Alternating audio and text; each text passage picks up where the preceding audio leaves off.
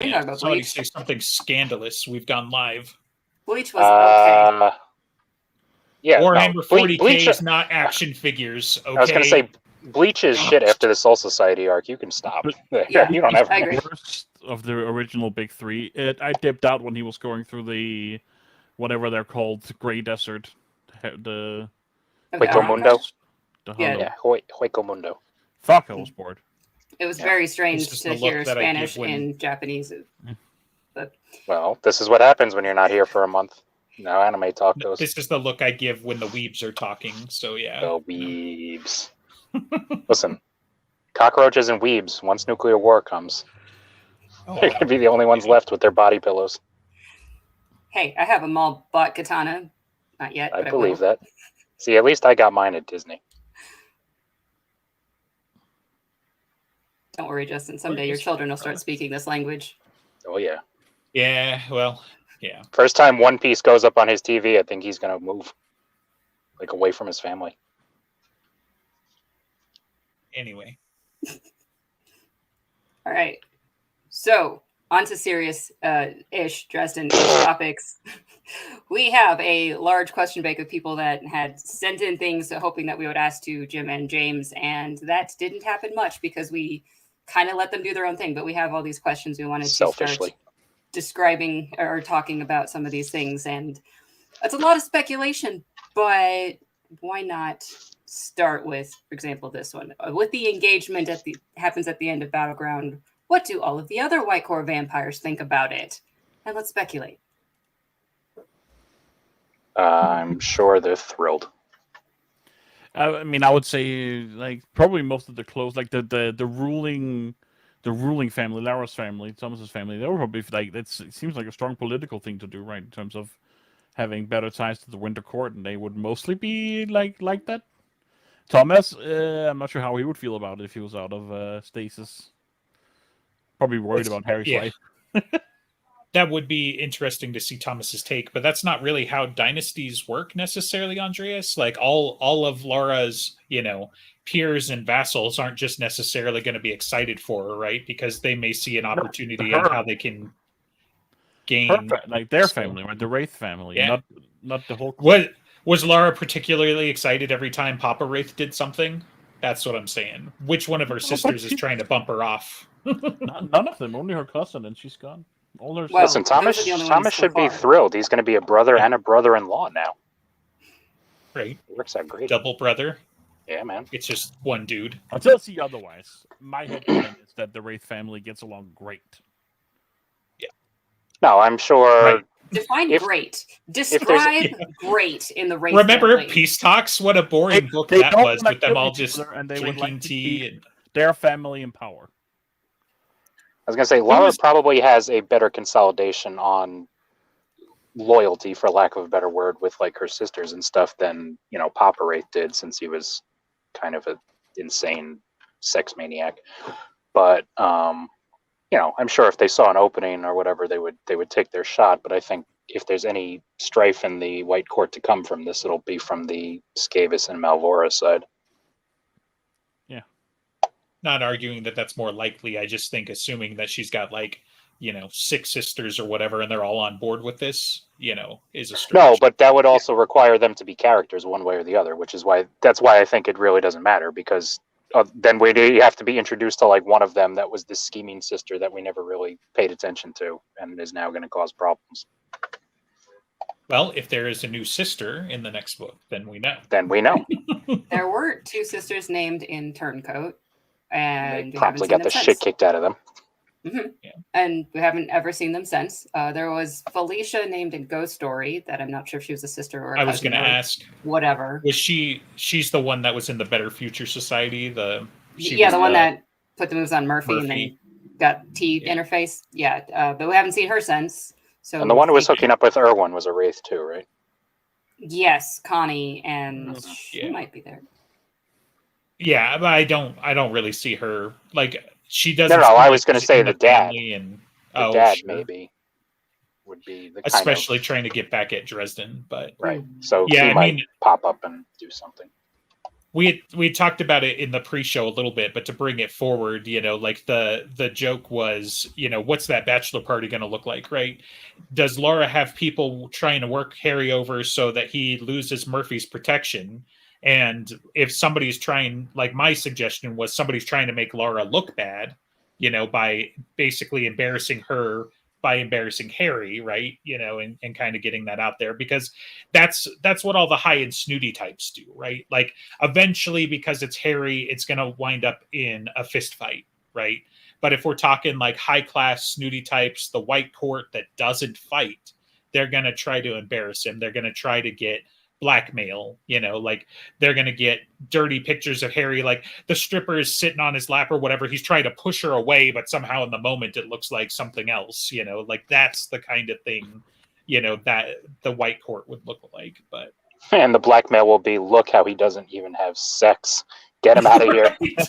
That's the most scandalous thing for Lara Wraith. Her husband is sexless. Pushing away a stripper. How dare he? You're right. They don't need to do anything to embarrass Lara. They just need to let Harry be Harry. And Yeah, this is true. And then, of course, he is going to be under restrictions of not embarrassing his future wife under pain of Mab's wrath. So what will Mab make him do to keep up the appearances?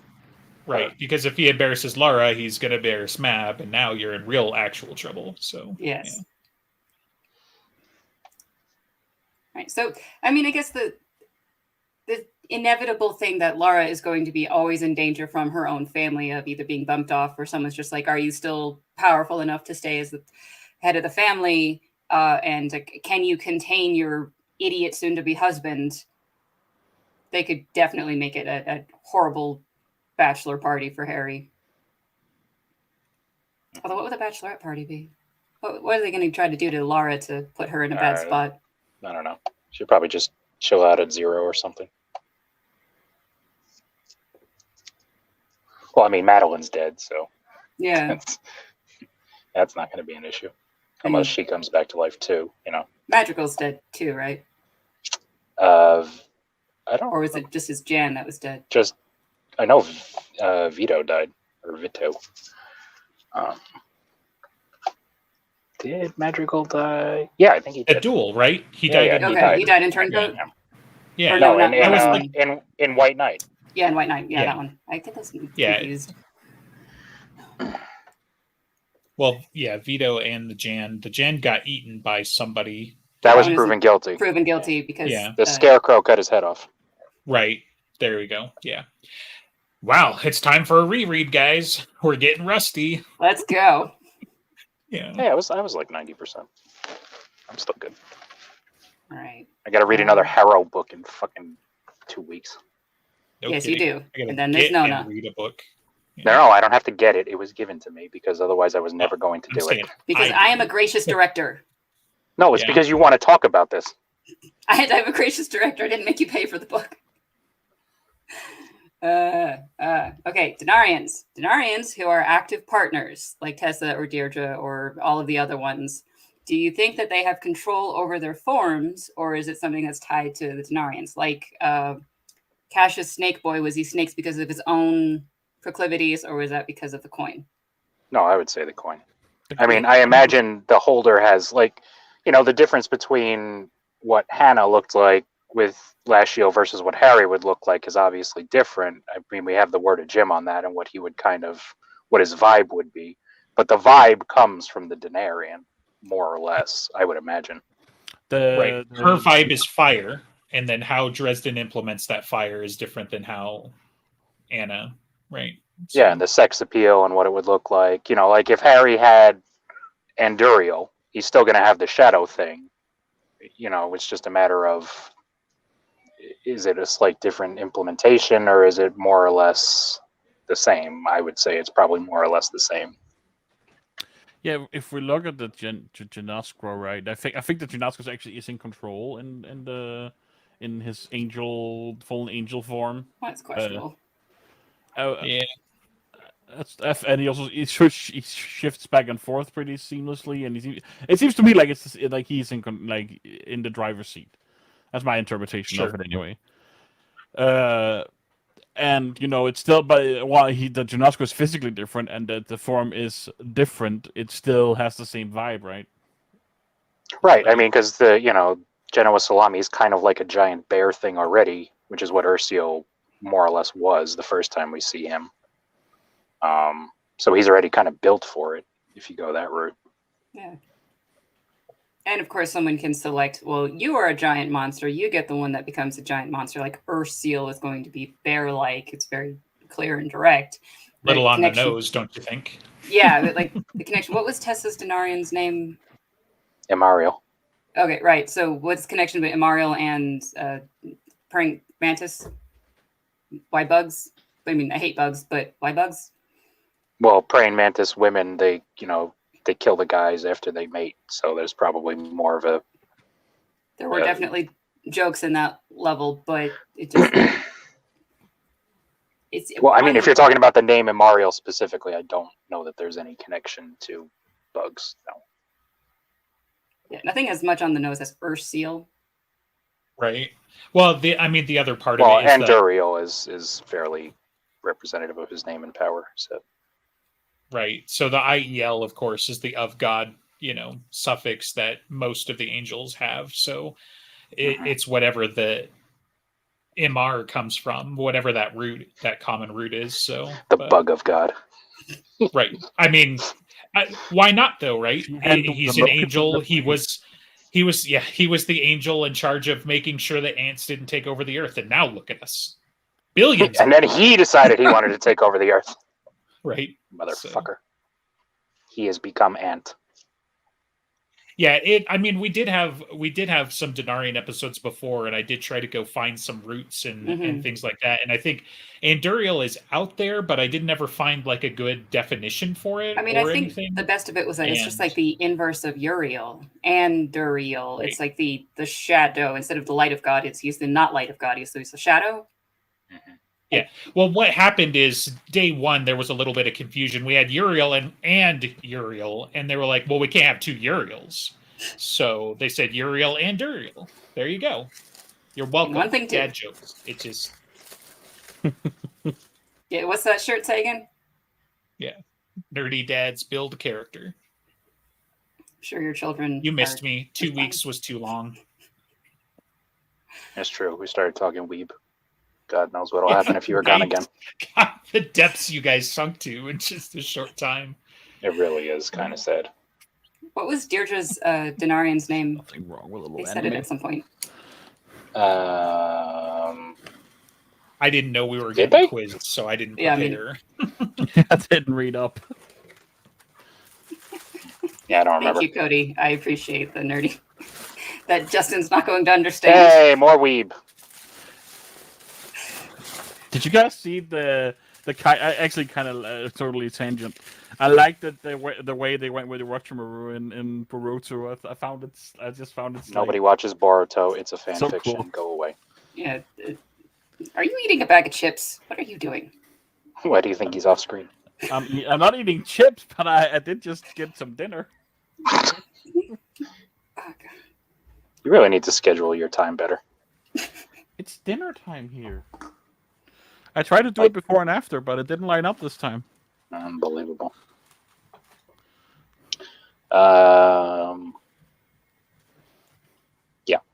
Yeah, I can try to remember some of the other ones, but we still, Namshiel, but we have no idea what that means. Was one. Rumviel, yeah. Okay. Right. Magog is easy because he just goes by his fucking name. Yeah. Well, and it's kind of interesting because Magog is from a different fiction, isn't he? I mean, I don't know, but I don't remember if Magog was like a demon mythology. Or I know. Yes, I know it's a thing. Yeah, but Varthiel, Ordiel. Supposedly, they were killed by Kincaid at the aquarium. Yeah, I know Tessa or Deirdre threw out a couple of those names near the aftermath of that battle. Tarsiel. Yeah, Deirdre's coin is how they've got it listed, so I don't think we know. They didn't say the name. That's what I thought. Yeah. Magog is a name straight from Ezekiel. Right. There's Gog and Magog. Gog is the man, and Magog is his land. Interesting. So, Gog and Magog. Yeah, does that imply that Yeah. Gog was a Denarian holder in some Possibly. fashion? maybe. And then Solurial was Cassius's and Mhm. Acarial. So, A lot of these are ringing bells. yeah. The wiki's good sometimes. So, Sometimes. It is. As long as you double check with us. Solurial right.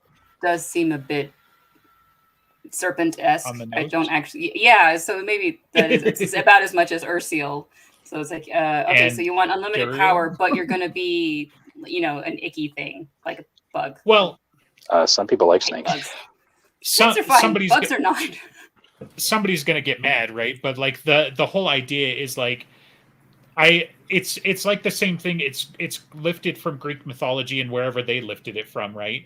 In the Greek mythology, you had like you had the Fates, you had Poseidon, but Poseidon had daughters, and they were in charge of the winds, and then you had daughters in charge of the currents and all of that shit. And it's like, yeah, okay, so God's in charge in the Dresden Files, but the way that I take it is like these angels are all in charge of a domain of something. It's a concept. It's light. It's darkness. It's bears, it's snakes, it's whatever. Yeah, But also at the same time, some of these names are just cool, right? Is probably part of it. Like I'd have to go and see about like Tarsiel, right? What's the background there, and Tarsiers. Thorned Namshiel. Like, I mean, that's a really cool name, right? But what is he? He's the angel in charge of thorns. Like, was he the gardener, and then he decided to fall? And This explains why I was asking about I don't know. Gopherwood. Right. Well, it is. Yes, but both. that's a Noah's Ark reference, by the way. If you, I'm sure we've covered it because I had to go look. We that have. Up, but yeah, in case you're listening and still didn't know, so In case you're not a real fan and don't hang on every word we say. Both Lashiel and Thorn and Namshiel are kind of like the mage angels in a way. I get the impression of. right. I wonder if one of them is actually like for magic, like for the concept of magic. I mean, if I had to pick one, it would be Namshiel, based on what he's done with both Tessa and, now Marcone. Yeah. Well, and it more than magic, even it might be teacher, or something along those lines. Just because. I mean, he's got a British accent, so he's good at academia. Yeah. Yes, of course. British accents, of course, mean that he is intelligent and smart and And wily evil. that way. Yes. Trained at Oxford. Right. So, Cody. Well, that's the other thing about... is some of these Denarians may have been, because they're the ones on Earth, more or less. So they could have easily had some of their nature influenced by their time here and what they wanted as a motif. Maybe Celurial wasn't created eons ago to be the father of snakes, but he found them cool when he was around and just went with it. The whole serpent in the garden thing. Maybe he's like, yeah, that's cool. I'll do that. I don't think we've seen that coin since. I think, Michael took it from Cassius when he gave it up in Death Masks, and then supposedly it's still in the vault somewhere in the church and hasn't shown up yet. But we know that vault holds. So. Yeah. Until Fort Hill's protege or whatever gets thirsty and he starts putting a nickel in the machine again. So, right. So Book of Enoch is another thing that's interesting, and it's all of the be not afraid and all of the eyes and the wheels and whatever the fuck that means. But if they're geeking out on specific skills, it's odd. Like Enoch isn't in the Bible traditionally, right? It was right. Yeah. So, although it's something that we all really quite geek out about it ourselves. Right. Well, I'm sure it's an influence to this universe. Probably. Right. But yeah, now that you mention it, it's like, well, and Book of Enoch also has, if I'm not misremembering, I might be conflating a different church's teachings, but like you have angels in charge of war and angels in charge of like the manufacturing of steel and things like that, which I always thought was funny that they chose steel since, most of these were written well before that was a thing, but like the good metal, they might have just translated it in whatever fashion. Right. Or they had a concept of steel, I don't know. Well, I mean, even the archangels seem to have aspects that they were kind of overseeing or patrons of. Raphael is the demon binder, which obviously we now know is a thing in the Dresden verse based on the names Mab gives them. But even back in the biblical stuff, he's the one that wrestles Azazel, was it? And binds him in whatever the fuck the name is of prison that I'm forgetting the name of. That may or may not, and is probably Demonreach, partially. That would be convenient. I mean, I would be shocked if it wasn't. So does that make Merlin a subcontractor? Everybody's a subcontractor. I mean, you go from the white god down to the angels, down to the gods, down to the fairies. Everybody's subcontracted to somebody. Oh my god, it's bureaucracy all the way down. What is creation if not a giant bureaucracy? That's what they mean by wheels within wheels. They're really just talking about the business machine. So, all right. So, does Marcone have enough pieces of information to put together that Harry has the real shroud? He has Namshiel now. He has general intelligence. Does Namshiel know? And does Namshiel be able to have the ability to figure it out? Probably kind of in a bunch of different ways. Right. But it also seems like, so Namshiel is, so let's just, for the sake of argument, let's assume he's the wizard angel, right? And we know that keeping secrets is like crack for wizards. Do you really think Namshiel's like, oh, now that you're my host, let me just info dump on you? Namshiel's just sitting there waiting for the correct question and the correct leverage to need to answer that question. Yeah, I mean, he's still a Denarian. It's not like he's just gonna fucking... And also... So probably, funny, right? But there's we see different types of Denarians. The ones who take over, the ones who seem to be in a partnership in the way that with Marcone, they're separate entities. They're talking to each other, and the ones where we don't really hear from the other one, almost like they have merged into one thing until such time as the coin goes away. The big bruiser types tend to be that. They might take over, right? When they I mean, Ursiel and Magog like to do the brute force thing where they just take hold. Yeah. But obviously Ursiel kind of, I think it was more of a meeting of a match when he was with, Genoa. Right. We never heard from Tessa's ever, right? It never spoke. I don't think so. Yeah. Yeah, no, she seems to be a little closer to the partnership way that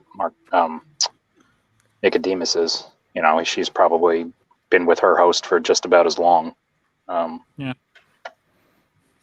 I just wonder if there is when you get the coin and you accept, if what happens, if there's one of those three outcomes, this more equal partnership, a la Marcone, or a merger into one being for as long as the coin is carried, or the more takeover, Bruiser, whenever you transform it, you lose control, the angel takes over. Yeah, I mean, I imagine it varies. Dependent on the person's personality and willpower and power. Well, the angel too. I mean, Anduriel, for all the theories that Anduriel is stringing Nick along for all these years, I think it's also probably more on his personality to just kind of lay back and let the other guy do all the hard work. That just seems to be his type, and someone like Ursiel who just wants to break things.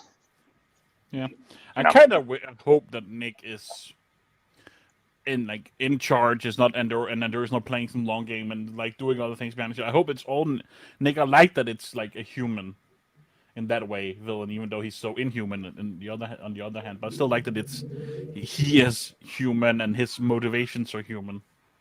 I don't see how it could not be a partnership though, right?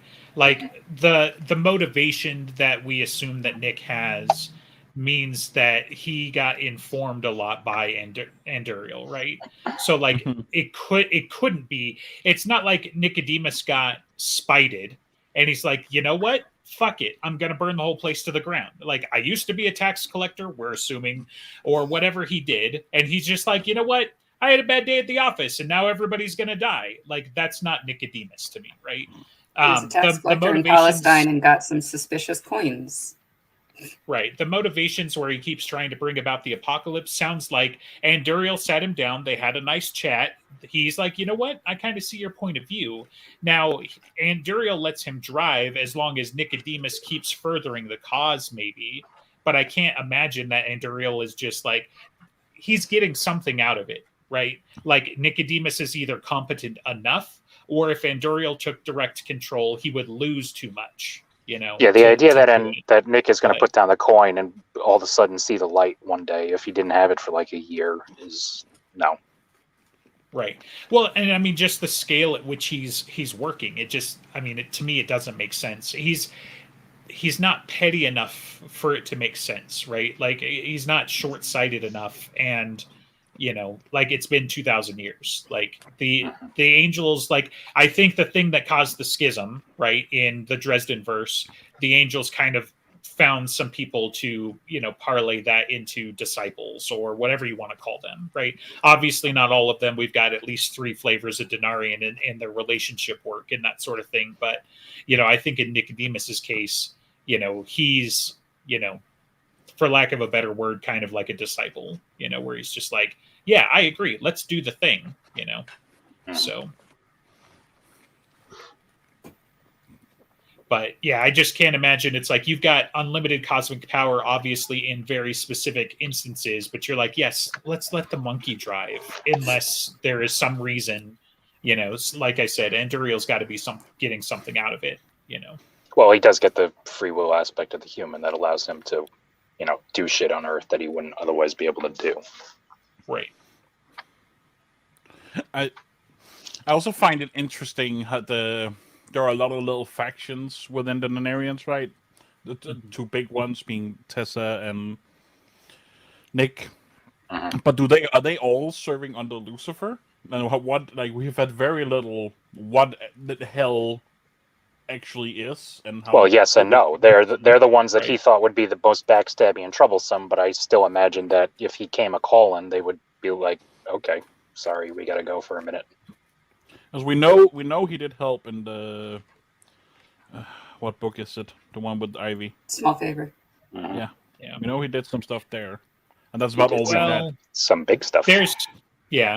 I mean, there could be a bunch of different answers for that, right? They could have, taken something that had like a vessel of his power, or they could have bartered it or something. He didn't necessarily have to be the one making the designs or anything like that. But I don't know that Uriel would have been able to counteract in the same way if they took it, though. Yeah, that's what I was thinking. Tristan was saying that. It seems more like Uriel. I mean, yes, Uriel gets to act in order to balance the scales, but a direct way like that, if Lucifer's not directly enacting, seems out of balance on the good side. I don't expect the Denarians to have much respect for authority unless it's their own authority, but right. Wonder where they get that from.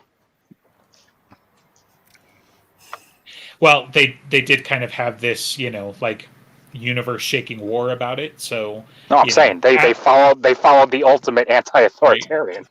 Right. Well, yeah. I mean, they already shrugged off the yoke of like the authority, right? So God. to hitch it to somebody else seems, short-sighted. But well, I mean, if your message is, kill all the stupid humans so they don't ruin our universe, you might let that guy be a leader for a while. or you can take his place. You agree? Well, I'm sure they've. It's my point now. I'm sure that's why they're in the coins, to some degree. Right. Yeah. Because I mean, Anduriel was Lucifer's lieutenant, specifically. So, again, I imagine it's very much in the same way you can't really trust a Denarian when you're the human host. You can't really trust a Denarian when you're their leader either. Be that Nicodemus and Lucifer, you're not really. None of these people are looking at each other like, I'm going to turn my back on you. Right.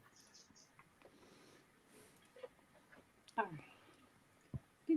right. No real transition here. Let's see. Wait, that's not the right one. No, we didn't cover that one. We kind of skipped over that one a little. My We guess kinda would be I don't know that Namshiel knows so he's got the spear. They know that much. Based on what happens with the Titan. Now, I would imagine Namshiel might know where they're all kept after the events of Skin Game and what happened, but like I don't know that Nicodemus didn't necessarily know where all that shit was. That was part of the plan, was letting him know this so that the whole heist could happen to get the revenge, this, that, and the other thing. So even if we assume Nicodemus knew everything would be down there when he got there, because he knew that, he wasn't going after the Grail. That was just the cover story. But that doesn't mean that Dresden necessarily took everything, and then Namshiel would know that. So I don't think it really matters. I don't think, and I also don't know that how many times are we going to fucking try and bring this coma girl back to life?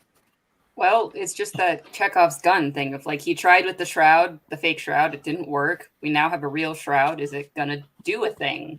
And I believe Marcone is intelligent enough to ask the correct questions to get to the correct answer, to at least have the option of do it or not, or try some other fashion.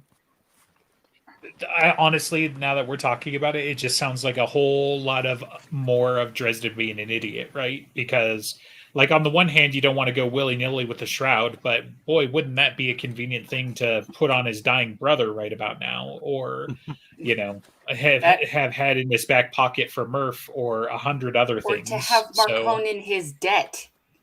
Yeah.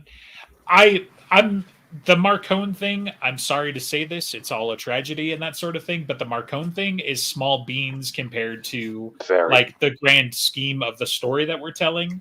So I don't think that there's going to be unless it's a secondary effect, right? Unless in book 19, for whatever happens or whatever the case may be, Dresden finally remembers he's got the shroud and he uses it somewhere, and then Marcone sees him and he's like, oh yeah, shit, right. You needed this one time, didn't you? I don't think it's going to be a main plot point, is what I'm saying. Sure. I agree with you that it's a Chekhov's gun. I don't think the little girl is the target, though.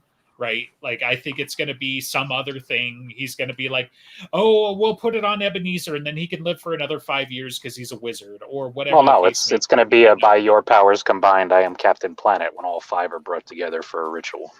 Right. He puts the tabard on, he puts the sign on his forehead, he's got the dagger, and he goes to war, I am become the Christ. We're taking the armor of God in a different direction, but, so, yeah. God, that would be hilarious. And he does all that shit, but it doesn't work because he doesn't fucking believe in it, so he still gets shot. Right. Ow, I thought I was immune. It's you're basically an atheist. What are you talking about? Which is hilarious because you've met more deities than probably most normal living people. Great. All right. So, no real segue to this. What would the consequences be if Mother Winter got her walking stick back? She gets to go on walkies.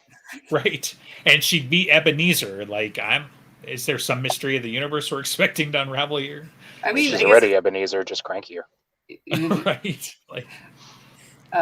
If the White Council lost the Blackstaff, it's really bad for them. Yeah. I was going to say, yeah, that has more implications on them than it does. I mean, for her, it's cool and all, and maybe she becomes whole again, quote unquote. But I mean, I'm pretty sure she can do basically whatever she needs to do, except get around as easily. I mean, it's not. I don't want to trivialize the Blackstaff into what it is, but when we're talking about it being like Mother Winter, who's close enough to the Uriel scale where the mothers are probably the only ones in reality, as opposed to Mab, who has a different version in every reality. The stick is cool and all, but I have to imagine if she relied on it so much, then that would be a problem. Another interesting thought is the stick the only one? Does she have multiple walking sticks? Or is this the only one in our reality and all the other realities don't have a Blackstaff? Actually, I would actually probably think that the Blackstaff is kind of like her way of being in all realities. There's a Blackstaff in every reality, but she's the only Mother Winter type deal. That would be neat. And so she has to get all the sticks back, and she gets Yggdrasil. That's what her stick is. Her stick is the World Tree. Once all sticks are combined, she gets the ultimate tree.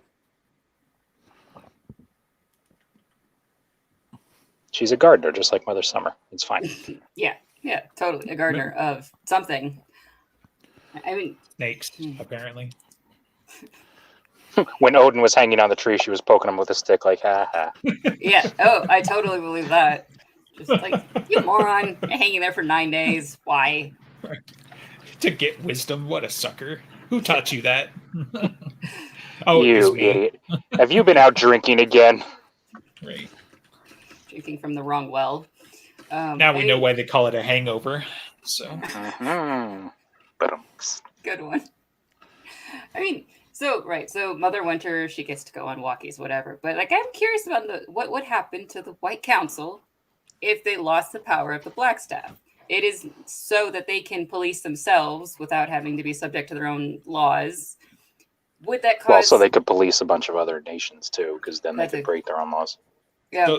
So the problem with that is all of the examples we have right now are like Ebenezer being off the reservation. When do we know definitively that the Blackstaff has been used?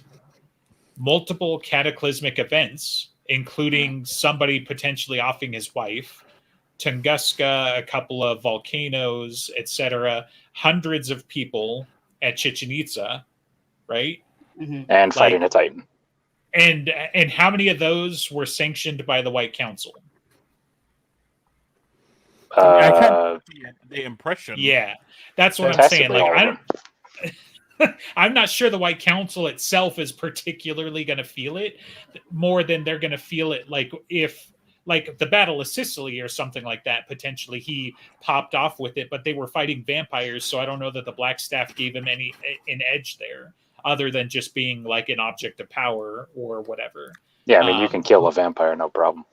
Right. So any of his official engagements, I don't think would have warranted it. And we've never seen him carry out his office on behest of the White Council, really. Right? Like, well, not officially. And I mean, that's the kind of thing. Even if it was official, it would always be unofficial because people like that don't want that information getting out. Fair, but yeah, so like it, you know, like unless we find out the events behind some of those other activities, like we don't know, because, you know, like, was he involved heavily with Kemmler? Almost certainly, right? Do we know what that looks like? No. Did he use the Blackstaff? Probably had to, right?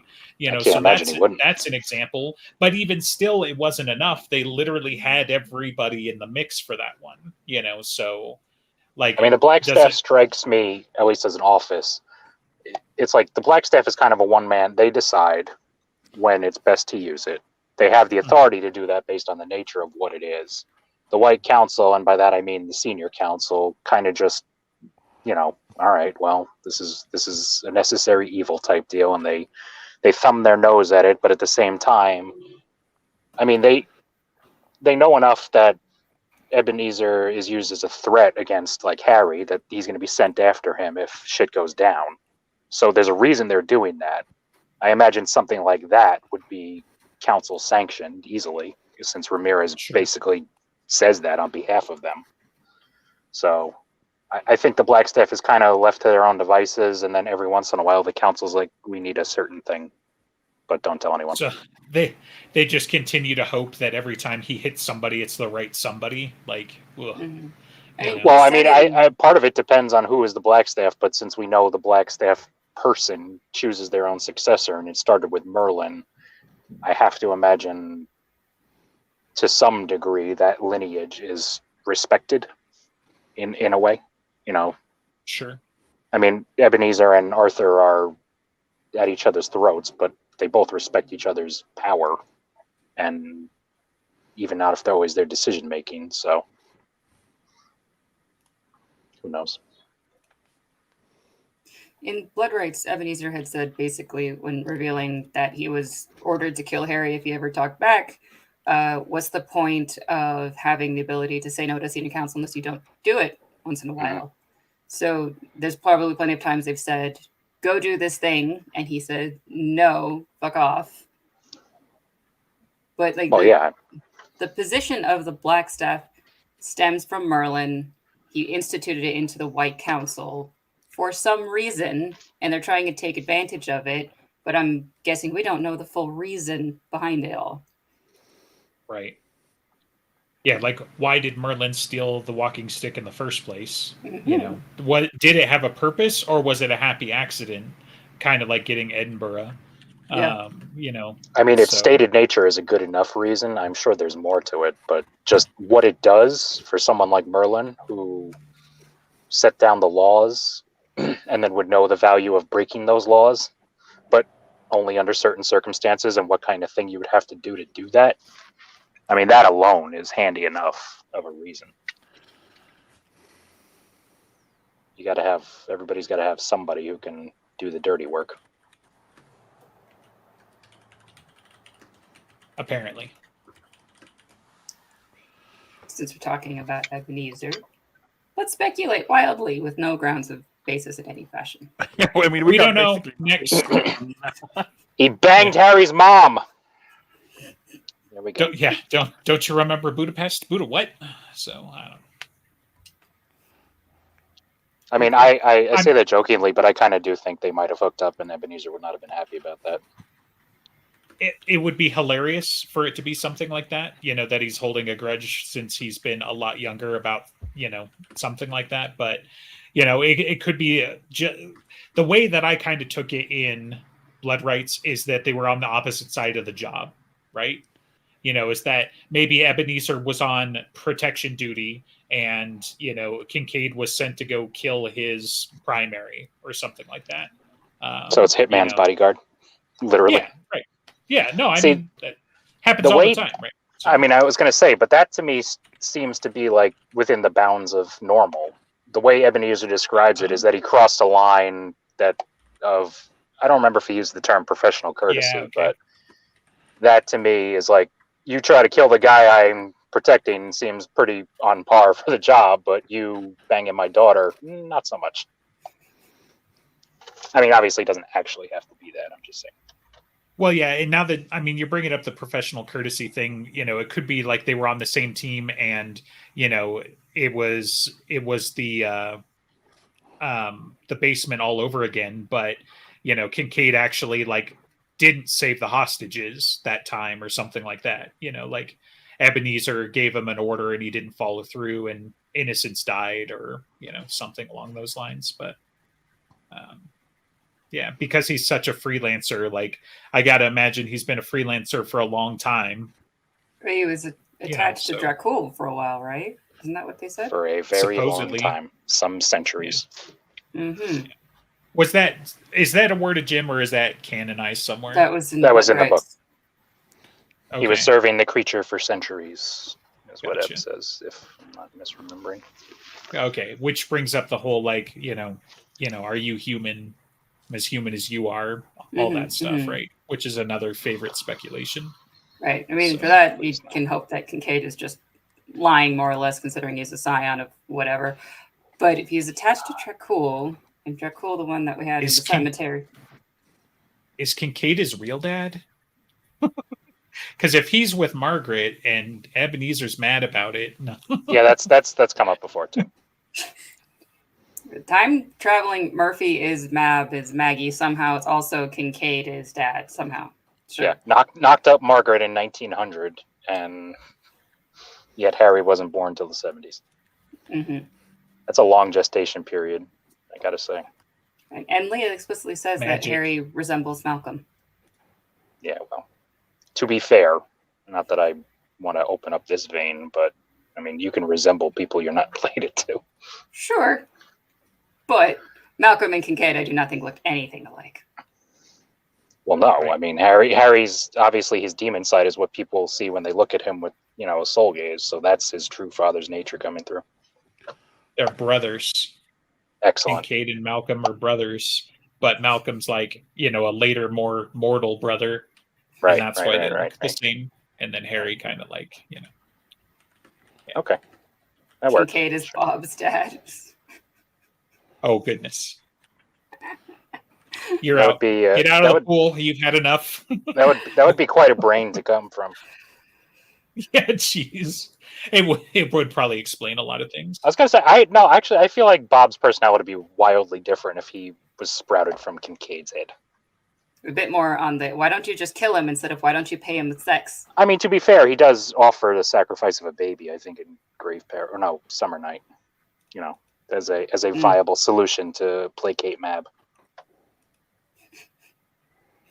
There were no innocent babies around to sacrifice. Yeah. Mm-hmm. Yeah, knowing that they have a history now, that might have just been a jab at Mab's character. So, but I mean, if Mother Winter's any clue, it's not exactly far off the mark. The baby was probably seasoning for the stew. Sweeter than an infant's marrow. Yum. All right, more wild speculation. If Harry recreated Little Chicago, but he did it on Demonreach, do you think you can take advantage of the Intellectus to better know everything that's going on in the city, and maybe Alfred can do better, more capture stuff? I doubt it. Yeah, I'm going to say no, because I think it's a failure to launch. Like, this question makes assumptions that would not come to fruition, right? I don't think he can recreate Little Chicago on Demonreach, period. Right? So beyond that is just wild ass speculation. But, I think the Lake Michigan and the lack of an actual connection is going to prevent him from recreating Little Chicago on Demonreach. That's my answer. I mean, so when he creates Little Chicago, he has to go and get, bark and leaves and stuff from the actual trees near the places where he's doing it. So you can't just replace that with stuff from Demonreach. Right. Probably because he's an idiot, but yes, so because he's using thaumaturgy in the only way that he knows how, which honestly is a really cool usage of what his specialty is supposed to be, even though we mostly know him for the beating people up aspects. I mean, he didn't use any of that in, the law or anything like that. He just was like, little ball of sunshine, woo, so. But yeah, like that's kind of what I'm saying is like I doubt he'd be able to make the connections back to Little Chicago, back to Chicago proper from the island. Because I mean, the reason he had to get the Titan to the shoreline was because that's where essentially Demonreach's grasp ended. If he can't already get himself to be kind of a link wherever he is in the city to do that, I don't know how the map is supposed to do it. Well, that's the idea of the thaumaturgy of like, I have a piece of this building. I'm trying to activate this building even from far away. Yeah, but then you could use himself as a channel. I mean, it would probably suck for him, but he can't carry around a map and do this any more effectively anyway. Like, what's he going to do? He's sitting on Demonreach. He vaguely knows where somebody is that he wants captured, and so he just points, and it pops a hand out of a sewer. And the Demonreach thing, like with the Titan, strikes me more as a rubber band, right? Like, it's not like Alfred's just sitting there calmly and be like, yes, I'm here to bind a Titan or whatever. It felt like he had to summon a bunch of power. He had to go do his job and then immediately return to the island. That was the limits, right? To what he was going to be able to do.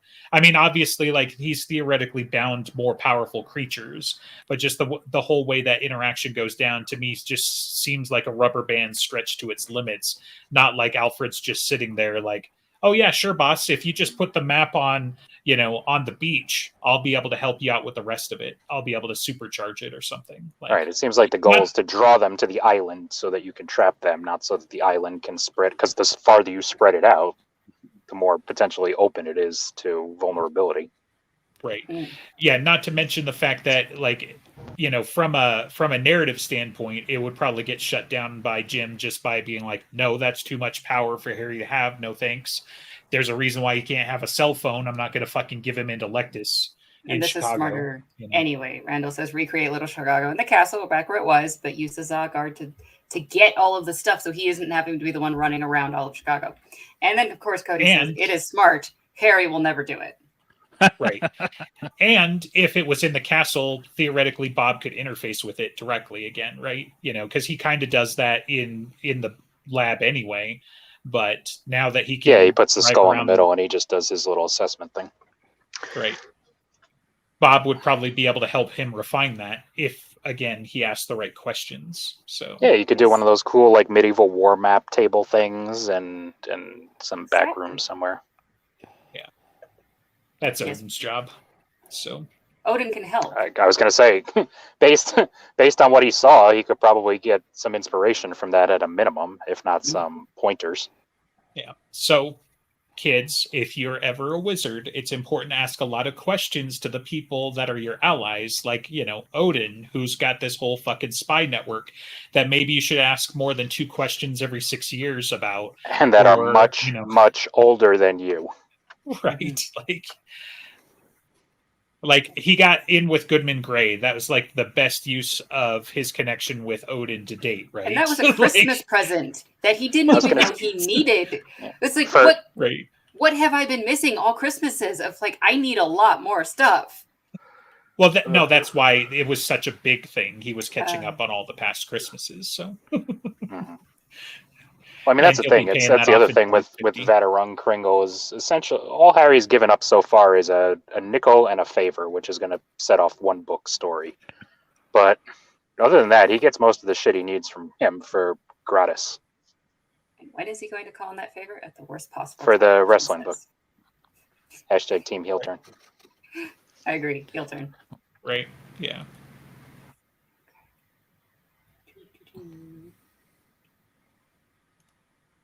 All right. Mouse. Speculate wildly about what can Mouse do and how overpowered could he be if he wanted to and he was doing all the right things. He is strong enough to bite Leah's ass. Off. Right. So none and none. So the extent of Mouse's power is something to do with Dresden. And the biggest bad he could face alone is nobody, because if he's facing him alone, he doesn't have Dresden, which is where he gets all his power from. So maybe a cat, like not even Mister, like a smaller cat. So I was going to say, I mean, we've now seen him essentially in a one-on-one fight with his darker self, and that was kind of, for him. Obviously, time and a place was a factor. But he's like a lot of things. He's bound to sort of certain roles and certain aspects of his power. He's bound to Dresden and he uses Dresden to cheat, quote unquote. But he also has the Carpenter house now where he lives as sort of a big boost to him. So protecting that. But again, so it depends on the threat. He could be taken down by a simple frag grenade from an acolyte burning down a house. Right. In theory. But he can also scare Anduriel if he's out in the snow. So, it's all a matter of time and a place. To alter the question slightly, if he has Dresden around, but Dresden is locked in a cell and unable to do anything, but he's just nearby, what would Mouse be able to do? It's again situational. Like I like E.G. bringing up Anduriel just because, that's one of those light and dark things, right? It seems like Mouse is in the, for lack of a better word, celestial spectrum, where it's just like he's the power of good. That's where the blue fire comes from. Whatever. And the power of bad. So it would be really bad for them if they got in a fight. Like a knife fight. The winner lives, but he's going to the hospital and the loser dies. Anduriel probably I can't imagine Anduriel would lose that fight, but he sure as shit wouldn't be happy he was in it. It's a predator on predator fight where, the winner, that's a technicality type of thing. It's at least going to hurt him. He's going to be in recovery, whatever. But yeah, it's like the word of Jim about Map getting into a fight with Ferrovex. Whoever wins that is really just kind of surviving. Mm-hmm. Right. And nobody else is, right? Of those two, nobody else might survive. Nobody else for really countries bad. Around. Yes, it's really bad for the Earth, like the whole thing. So, I mean, the next biggest thing that I can think of. Okay, so he threatened Leah, and Leah somewhat seemed to take him seriously, but other than that, we saw him fight the Ick, right? Is that the next biggest thing we've seen him try to fight? And that was a tag team, and they still got their asses beat. Ish, again, kind of like a knife fight, and they won by driving it off more than there was a decisive winner, because Harry and Susan had to finish that up later. So Well, I think going back to the celestial angle, it's probably a difference of the damage he can do to a spirit entity like Leah, who's half that, versus a physical entity like the Ick, where Mouse is strong, but I mean, he can still be hit by a car, and it hurts him. Right. So Vans win. The Ick is maybe a draw. And Duriel probably wins, but isn't happy about it. So, like, he can't take a van. And Leah can't sit down for a few weeks. Right. I mean, like, she's gonna have a funny walk. All of these examples are before, well, most recent books. The most recent one is this is all changes, right? So, like, as of connecting fully with Demonreach and being there and having all of that with power, it's like he's leveled up a few times since then. And how much of this might have, as Dresden levels up, how much does Mouse get to take advantage of it? And now Mouse has Maggie. Maybe he's able to draw more from her. Well, I think, for example, he's stronger at the Carpenter house, right? I think if you put him on Demonreach, he might be able to do something there, semi-draw on the power as a guardian of it. And that would be cool and all. But again, that would end the second he leaves the shoreline. So, what good is that doing unless you're already bringing the person there? In which case, theoretically, Harry's already there trying to bind it, and Mouse is just support. We need another battle at Demonreach. Okay, yeah, I'm sure that'll be good for everyone. Yes, it'll happen, but not until at least that's when something's getting let out. Right. Yeah. And not Thomas. Well, and the other thing is, like, so he's supposed to be a temple dog, right? So does he get more power by being in a hallowed or sacred space like that? So, like, I could kind of see the Carpenter's place blending that, because, there's, like, literally angels nearby, to help defend it from, demons and other things like that. Is he going to get more power by protecting families inside the castle? Like that sort of thing. So all of those things might play into it. I honestly, I don't feel like he would get like a ton from Demonreach, but I mean, he seemed confident in threatening Leah, and they were, many, many miles away from anything like that, right? Any of his temples, theoretically, that he would have been bred for, Right, well, that's what Leah even says, and that's when the cheat line comes from. Right. No, I know. So yeah, we don't know, I guess. It just kind of goes back to that. I mean, the loosest interpretation of his powers, as long as he's in a guardian role, he can probably vaguely at least talk a game. Right. Because that's what he is. I get maybe the cheating is as simple as being loose with your definitions, and he learned that from Harry. What can you stretch the technicality to?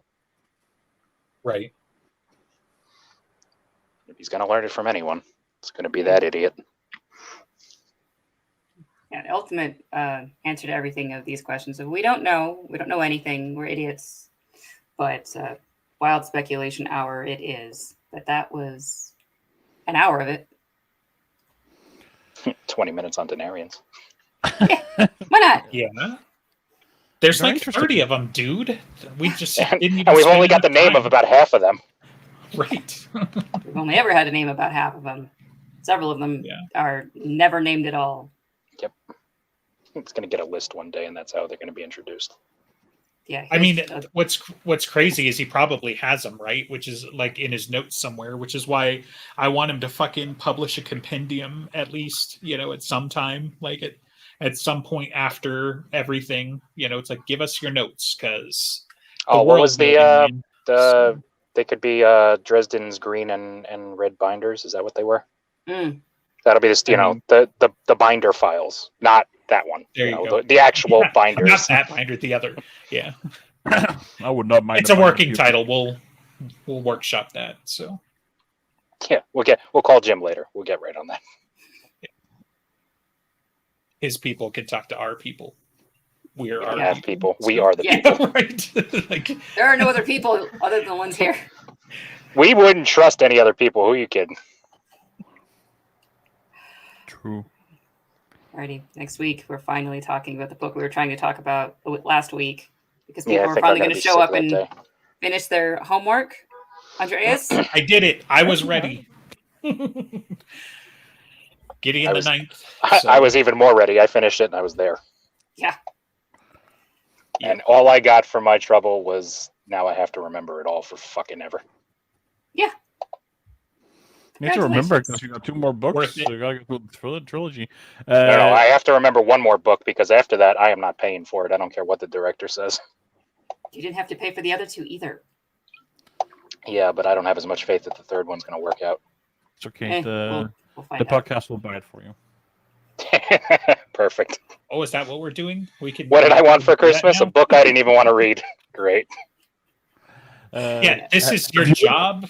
We're not buying you like it's not like Merry Christmas, thanks for being a loyal employee for 6 years. No. It's like get I'm back sorry. to work. Here's a That's book. exactly what the Secret Santa is, and I never get my gifts. Ooh, well, That is true. hopefully you get me this year then, or vice versa. So If anyone's interested in the project on our other show while we weren't recording, we are doing like right now it's like the director's favorite trilogy, which is or one of her most favorite. Gideon the Ninth is the first book. The whole saga is called what? The Lock Tomb series. Rock Tomb series. Why? Oh, yeah, that makes sense. That's the third Yeah. book's coming out soon. And if you want to read along, we're doing the first book next week. Then we're gonna do Justin's, I think, maybe. See, we're in trouble. You- We already you know, talk about mine every 2 weeks. Lord of the Rings. Yeah, I mean, I could easily pick that, because If you don't, I will, because we're going to get the fucking director to read this, especially now that I had to read this. I don't want to reread it. yeah, what? Yeah, and it's 3 books. It's equitable, because Right. Mhm. But see, Otherwise- the thing that he's doing is he's setting up to guilt you, Justin, into finally reading Monster Hunter International. okay. I'm not gonna. No, Yeah, it's there's not, it's way more books than 3 in that series. So, not, and there's also books I would much rather share with you than I think Justin would like them again because like the guns and stuff. Like I'll stand Sure. by that. But can't, there are can't books wait for I the love land. way more I would rather share if I get that chance. Andreas's favorite series, The land, yeah. the earth, and the No. sea. No, The air. no.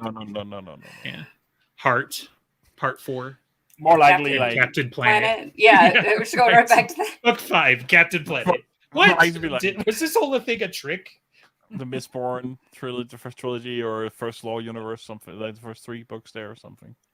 You guys that know I fifth one? don't read, right? This is gonna hurt a lot. Like, I don't even know how to read. this is also like a year's worth of content. Like, I not to be snooty, but I would not put like Gideon the Ninth and fucking Lord of the Rings in the same pen as far as like thickness of reading and that sort of thing. Like, so Yeah, so this is what you have to look forward to on the other one. Check us out.